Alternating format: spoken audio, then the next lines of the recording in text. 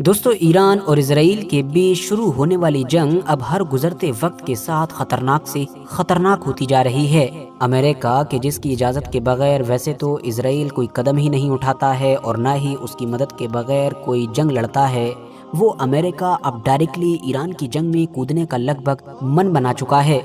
मुमकिन है कि जब तक आप लोगों के पास ये वीडियो पहुंचे तब तक अमेरिका इस जंग में कूद भी चुका हो। लेकिन अब ये जो कुछ भी ईरान के खिलाफ हो रहा है, इसकी वजह से पूरी दुनिया में दो चीज़ों को लेकर खतरा काफ़ी बढ़ चुका है।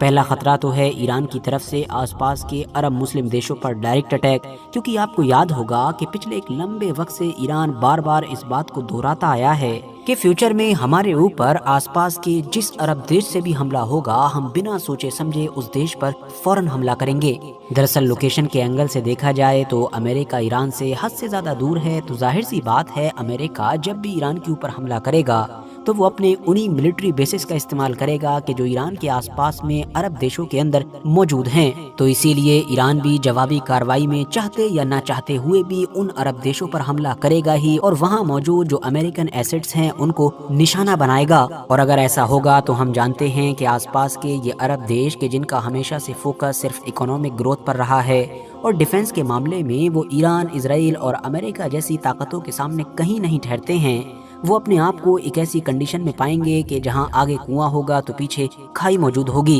अब यहाँ पर बात करें दूसरे बड़े खतरे की कि जो अब दुनिया में महसूस किया जा रहा है और जो सिर्फ आसपास के अरब मुस्लिम देशों को ही नहीं बल्कि पूरी दुनिया को ही हिला कर रख देगा, या ये कह सकते हैं कि चंद लम्हों के अंदर थाम कर रख देगा, वो दरअसल कुछ और नहीं बल्कि स्ट्रेट ऑफ हॉर्मुज का ब्लॉकेड है। अब सबसे पहले तो सवाल ये है कि आखिर ये स्ट्रेट होता क्या है, स्ट्रेट किस चीज को कहते हैं। साथ ही सवाल ये भी है कि आखिर समुद्र के इस छोटे से इलाके में ऐसी कौन सी खास चीज मौजूद है कि जिसकी वजह से एक ही वक्त पर इसको दुनिया का न सिर्फ सबसे कीमती बल्कि सबसे खतरनाक समुद्री इलाका माना जाता है। तो चलिए आज की अपनी इस छोटी सी वीडियो में हम अपने इन सारे ही सवालों के जवाब ढूंढने की कोशिश करते हैं। RH नेटवर्क के नॉलेजेबल फ्रेंड्स, स्ट्रेट दरअसल समुद्र के उस तंग और पतले से इलाके को कहा जाता है कि जो दो बड़े समुद्रों को आपस में मिलाने का काम करता है। मिसाल के तौर पर आप लोगों ने अपने शहरों, अपने कस्बे में या फिर अपने गांव में बहुत बड़ी बड़ी नदियों को बहते हुए देखा होगा